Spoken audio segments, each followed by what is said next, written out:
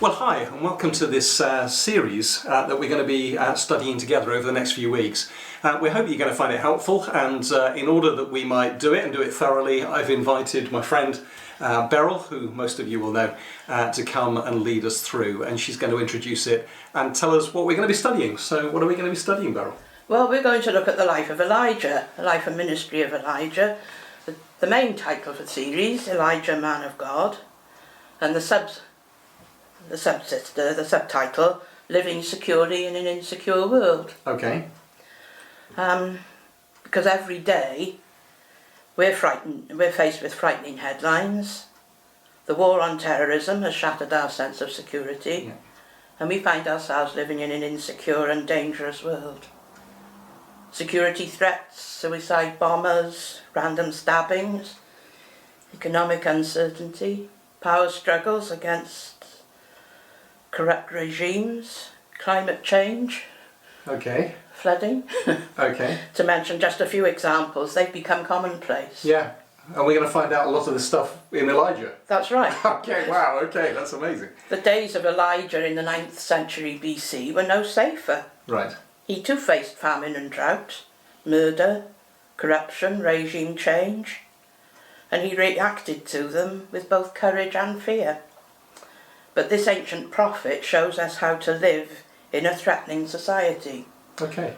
Not just in survival mode, but with courage and confidence, despite our fears, for he teaches us to anchor our hopes in an unchanging and powerful God, who holds our world and our individual lives in his control today. Okay, so it's really relevant to us today. Oh, absolutely. And it's a message of hope in the midst of the difficulties that we potentially face. That's right.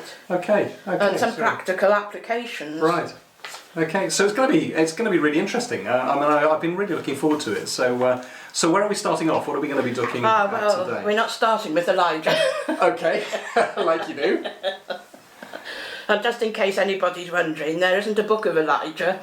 Yeah, funnily enough, you had that comment made, didn't you? So yes, that's quite interesting. And it came up again yesterday in another context. Yeah, and in a way you can understand that, can't you? Because Elijah is such a big historical figure in the Old Testament that you think he almost deserves a book of his own. Yeah, but he was before the time of the writing prophets, as we might call them. Okay. He comes in the history books in Kings. Yes, okay. But we need to start a bit before that. Okay, so take us back then. We're doing a bit of the background and a bit of the introduction. Whenever we turn to study the scriptures, it's crucial that we take account of the broader context. Yes. And the events recorded in the Bible didn't just happen in isolation. The lives of the people mentioned in scripture were shaped and influenced by contemporary events and cultures. Okay. Just as our lives today in the 21st century are shaped and influenced by historical events of the recent past, as well as current events. And that was exactly the case for the people of ancient times. Yeah. But this is ancient. Okay. So how ancient is ancient? Well, about 3,000 years ago. Right, okay, yeah, that's ancient, right, okay. But generally speaking, when we're studying from scripture, it's generally easier to understand the background to the New Testament. Yeah. Because it covers little more than 1 century. And for that century, the land of Israel was part of the Roman Empire. Yeah. And of course, the Roman Empire extended as far as Britain, here in the West. And consequently, we don't have to venture very far from our homes to see archaeological remains from Roman times. And through the work of archaeologists, we know a lot about the Roman way of life, which also influenced our Western culture. Yeah. And so, for example, when Roman soldiers are mentioned in the New Testament, we find it quite easy to produce a fairly accurate mental image of what they looked like. Yeah. It's much more difficult when we come to the Old Testament, because that spans well over 2,000 years of history, set in the ancient Near East. And that's a vast region encompassing from Egypt via the Fertile Crescent to Mesopotamia, which we now know as Iraq and Iran. Okay. But they were the superpowers of the ancient world. And Israel came in the middle as almost like a buffer state. Right. You read the newspapers today, you might think nothing much has changed. Yeah, that's true. And presumably Israel at the time was, in relation to its sort of near neighbours, was similar to today. It was a little state. Oh yes. Okay. Yeah, there were several little states in Yes. the coastal region, because great civilizations flourished in Mesopotamia in antiquity and then disappeared. You think of the Sumerian civilization, Yeah. Assyrian, Babylonian, Persian, and references to them are found in the Old Testament, but because they're so far removed from us in time and culture, it's really difficult for us to relate to them Yes. easily. And I mean, even the names of the empires can cause confusion. Okay. So what you're going to do for us today then is to set the story of Elijah in its historical context and give us a bit of the background, so Yes. we can begin to picture it in our own minds, Yeah, which is really helpful. That's the way we'll go. Fantastic. Yeah, brilliant. I mean, as I say, the names of the empires can cause confusion. Yes, yes. As we see all these names mentioned in the Old Testament.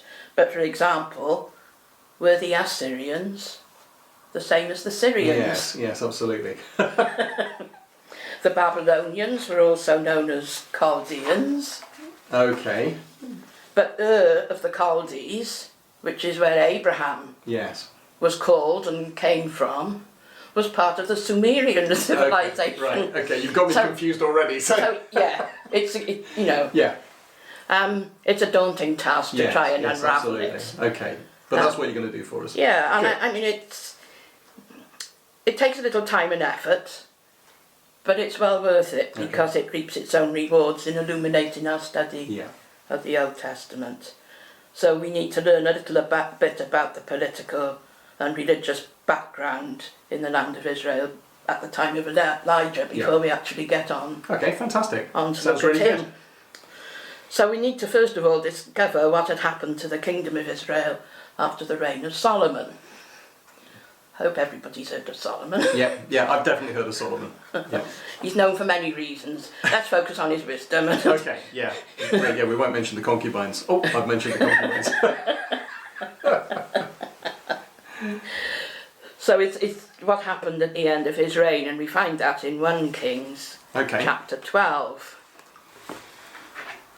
And it's quite a long chapter, but we split it up. Okay.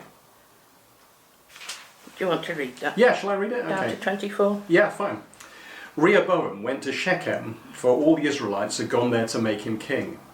When Rehoboam, son of Nebat, heard this, he was still in Egypt, where he had fled from King Solomon. He returned from Egypt. So they sent for Rehoboam. Sorry. Jeroboam. Jeroboam. Shall I start again? I'll Yeah. start again. Rehoboam, you see, it's confusing already. Rehoboam went to Shechem, for all the Israelites had gone there to make him king. When Jeroboam, son of Nebat, heard this, he was still in Egypt, where he'd fled from King Solomon. He returned from Egypt. So they sent to Jeroboam, and he and the whole assembly of Israel went to Rehoboam and said to him, "Your father put a heavy yoke on us, but now lighten the harsh labour and heavy yoke he put on us, and we will serve you." Rehoboam answered, "Go away for 3 days, then come back to me." So the people went away. Then King Rehoboam consulted the elders who had served his father Solomon during his lifetime. "How would you advise me to answer these people?" he asked. They replied, "If today you will be a servant to these people and serve them and give them a favourable answer, they will always be your servants."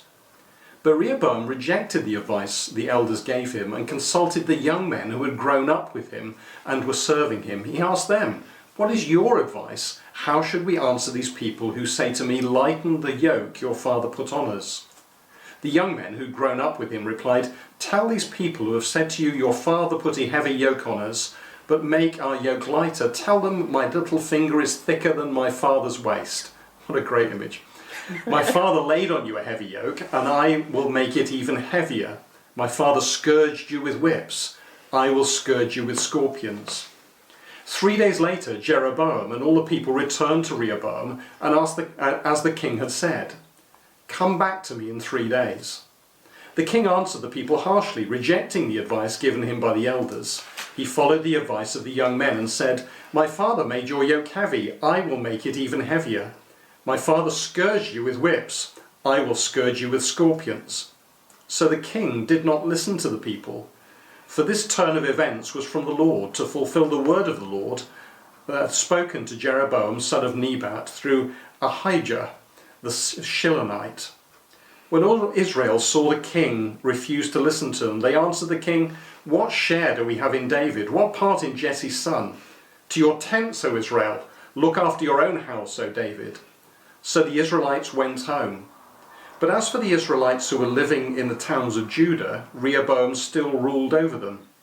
King Rehoboam sent out Adoniram, who was in charge of forced labour, but all Israel stoned him to death. King Rehoboam, however, managed to get into his chariot and escape to Jerusalem. So Israel has been in rebellion against the house of David to this day. That's fine. Okay, heavy stuff. Heavy stuff. Yeah. Exciting times. Yeah, and typical of young men, really, isn't it? Well, that's the whole point. Yeah, absolutely. Yeah. Yeah. And I can see it in my relationship with my own kids, you know, that they don't want advice even when they've asked for it from the old man. They want to listen to their peers. That's so right. It's there, So they're isn't on it? social media asking, Yes, exactly. what shall I do about this? Yes. And so, you know, it's quite clear there in the text that the southern kingdom had been Solomon's kingdom, ruled over by his son. The northern larger kingdom of Israel was ruled over by Jeroboam. Okay. And he'd been one of Solomon's principal officials, but had fallen out of favour, and had to take refuge in Egypt. Right. And then word came to him that Solomon had died and Rehoboam was about to be crowned. So he saw his opportunity to come back, Okay. and came back hoping to make peace with Rehoboam. Right. But as you say, he didn't want to listen to the advice. No. Rehoboam didn't want to listen to the advice. And as we read in that passage, there were various steps that found this disagreement between them. Yeah. Most notably, that he didn't listen to the advice of his elders. Yeah. And things went from bad to worse Yes. there. Yes. There were consequences, weren't there? That's right. I mean, it's really telling, that bit, you know, where they say, so the king refused to listen to them. They said, well, what share do we have in David? Part in Jesse's son. To your tents, Israel. Look Yes, after your yeah. own house. Yeah. So the chips were down, Okay. and Okay. the kingdom split. Yes. But it didn't split equally. Right. Okay. It gets a bit complicated because we talk about Israel as the whole kingdom, or we Yes. have done up to this point, but now it's split. The 10 northern tribes formed the kingdom of Israel, Okay. and Judah and Benjamin, the southern tribes, Yes. formed the kingdom of Judah. Okay. So it was an unequal Yeah. split. Okay. So you've got this little part that's Judah, based around Jerusalem. Okay. And then above it is the whole area that was the other 10 tribes. Okay. Yeah, Right. which was Yeah. quite a vast area Yes. by comparison.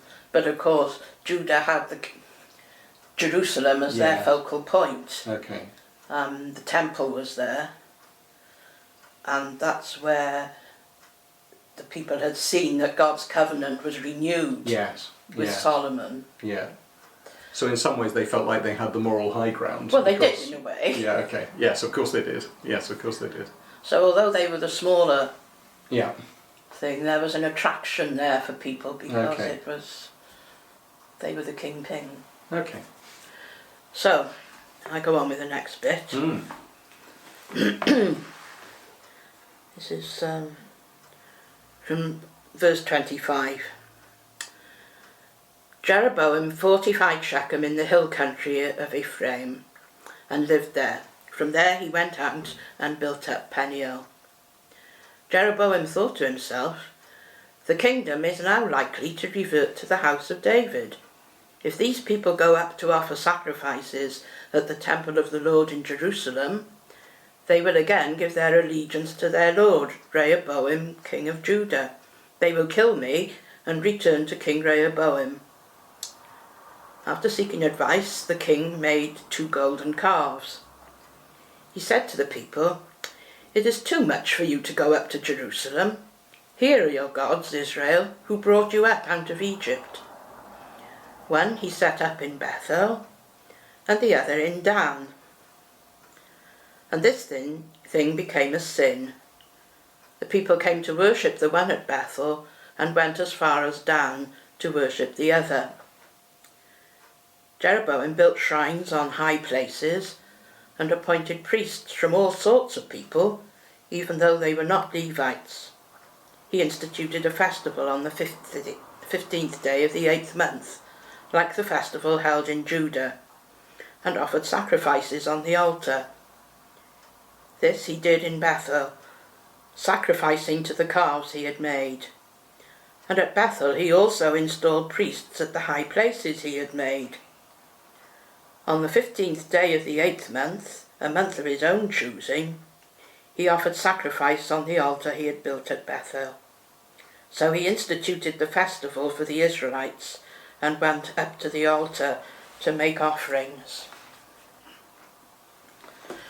Okay, that's interesting, isn't it? I mean, it's interesting that Jeroboam, it's interesting that one little decision can turn something completely, because here's Jeroboam, who in many respects has the moral high ground, has been perfectly reasonable, has come to help to unite the nation, and Rehoboam makes an unwise decision, but then Jeroboam makes an equally unwise decision, and you can sort of understand it. I mean, he's in a precarious place, isn't he? And his rationale is quite sensible, really. They'll all want to go to Jerusalem. What do I do about that? But That's he right. does the wrong thing, doesn't he? Basically. Yeah, I mean, he seeks advice again. We're not told who he seeks advice from. No. Yes, interesting. And of course it was Rehoboam that went to the young men, but we don't know who Jeroboam sought advice from. Yes. But he then made 2 golden calves. Yes. Which is very evocative of a previous period in Well, yeah. Israelite history, isn't it? Yeah, So, when they were in the desert. yes. And when Moses was up the mountain, his brother, Yeah. Aaron, had got the people together and they made the golden calf. Yes. And that was what was so enraged Moses when he returned from the mountain, having spent this time with God and received 10 commandments, and found they were all bowing down to this. And you would have thought that history would have shouted at him, because it's not that they didn't know that. Oh no, they were well versed in In some ways, it's not just the fact that he made the golden calves as idols, but his sin is actually the fact that he flies in the face of what God's wisdom has been in the past. That's right. Okay. And the fact that he, let's look at the geographic reasons that he selected Bethel okay. Yep. and Dan. This is where it's helpful if you've got a map Yes. to look. Okay. Yep. Because Bethel was in the south of the Kingdom of Israel. Mm-hmm. It was really close to the border with Judah. Okay. And Dan was right up in the north, close to the border with Syria and Phoenicia. Right. So it covered the whole Okay. part of the kingdom. Yeah. And what he was saying to them, or what he said to himself, they'll think it's too much bother to go to Jerusalem. Let's make it easy for them. We'll have 2 national shrines, one in the north, one in the south, so people don't have to travel too far. Yeah. Yeah. And presumably Bethel as well, if it's en route to Jerusalem anyway, perhaps he can siphon off a few of those who might be tempted Exactly. to go to Bethel instead of going all the way down to Jerusalem. Yes. Okay. Yeah. Okay. Yeah. So. So it all sounds very reasonable in a way, doesn't it? And yet it's completely unreasonable in terms of the relationship of Israel with their God. Well, that's right. Yeah. It was totally flying in the face of the covenant and everything else. And so that really is what had motivated Jeroboam to set up these alternative places of worship. Okay. Because he felt insecure, I suppose, in his position. So what was it that he did that was contrary to God's law for his people? have touched on this. Sorry, go on. He worships other gods, doesn't he, effectively? Well, He yes. sets up idols, which God has said, you shall shall not bow down to idols, Yeah, and basically. do not make a graven image. Yes, absolutely. So it, So it wasn't a little sin, was it? It wasn't sort of, oh, well, it's only a trivial thing. It's a pretty major, but it is major. It really is, yeah, absolutely. And Yeah. it will, as we'll see as we go on in these studies, have repercussions Yeah. for the spiritual state of the Northern Kingdom when Elijah came on the scene. Okay. So, what spiritual what spiritual results for the people of Israel would you expect to grow out of Jeroboam's new places of worship? I mean, inevitably, it's the same with all idols, isn't it? And icons, that in the first place, they're put up for very genuine reasons, because they're seen as a means to help people to draw nearer to God. But ultimately, they end up actually worshipping the thing itself. Yeah. And that's the problem, isn't it? It's taking our eyes off God and focusing upon something physical. Yeah. And that causes all sorts of problems, because then you do end up with two gods. You end up with an icon becomes an idol, which becomes a god. Yeah, and so presumably, we're going to see that there's a rapid decline in terms of their commitment and devotion to the Lord God, and a rapid rise in terms of sin and all the things that actually the covenant suggests, that if you stick with me, I will bless you. Yeah. But if you don't stick with me, you'll be the consequence will be the curses of the covenant. That's right. Right. And then if you look in verse 31, it says we've got these two national sanctuaries now at Bethel and Dan, and then we've got Jeroboam built shrines on high places and appointed priests from all sorts of people, even though they were not Levites. Yes. The Levites were the priestly tribe. So it was spreading. Yes. And it's that classic situation, isn't it, where when you sin, you think somehow you're in control of that sin, and very quickly you discover it's in control of you. And you can see that happening here, can't you? You go from two places, and now you've got a plethora of places, and then you've got, okay, how are we going to service those? So now you've got, we've got to find somebody who's, non-Levitical in order to be able to be the priest in that area. We haven't got them, so, and the whole thing's sort of cascading. That's right, and it goes on saying, he instituted this festival. These are... Yes. Whoa. It just... I almost said oy vey. That's probably the wrong thing to say. Yeah. Yeah. But because he turned away from the covenant relationship and the worship of God in Jerusalem, he was now having to not only build these two national shrines and set up the idols, but he was then putting shrines in all the little villages, putting any old Tom, Dick or Harry. Maybe those are not the right... yeah, that's right, yeah. in as priests. Yes, yeah. And then he started instituting this other festival. Yes. Yes, you can see the decline, can't you? You can see it happening quite rapidly. And presumably that must have meant Rehoboam felt somewhat justified in his position in a way. Well, I suppose he did, Yeah. yeah. I mean, he wasn't the best of kings, we know. That's a different story. Yeah. But, I mean, I think this is an interesting question, and for people watching this to consider. If you've been a godly person living under Jeroboam's rule, what choices would you have had to make? I think you're going to be in a situation where you're going to have to think about, are you going to become an exile? Are you going to actually end up moving to Judah? Because actually, where on earth are you going to worship? What on earth are you going to be able to do? That's right. Either you compromise yourself or you leave. I can't see that there's pretty much anything else you can do, really. But there must have been a lot of people... Yes, oh yeah. ...in the Kingdom of Israel, this new northern kingdom, that were not particularly geographically close to Bethel or Dan, So we're having to rely on these, Yes, these high places. places. Yes, and shrines. and it's insidious in a way. It is. Yes, absolutely. And it shows you, doesn't it? It shows you how the decisions that are made by those in government have sometimes have consequences that they don't realise the repercussions of That's right. in terms of the rest of the people. And I guess we're seeing that in our own state and our own situation. Yeah. You know, decisions are made by, you know, the elites that then have massive consequence for those who Actually are... have to live with Yes, yes, absolutely. Yeah, absolutely. Yeah. And I think it must have posed a real dilemma for many, many people. Mm. But it's also interesting, isn't it, how blinded the elite can be.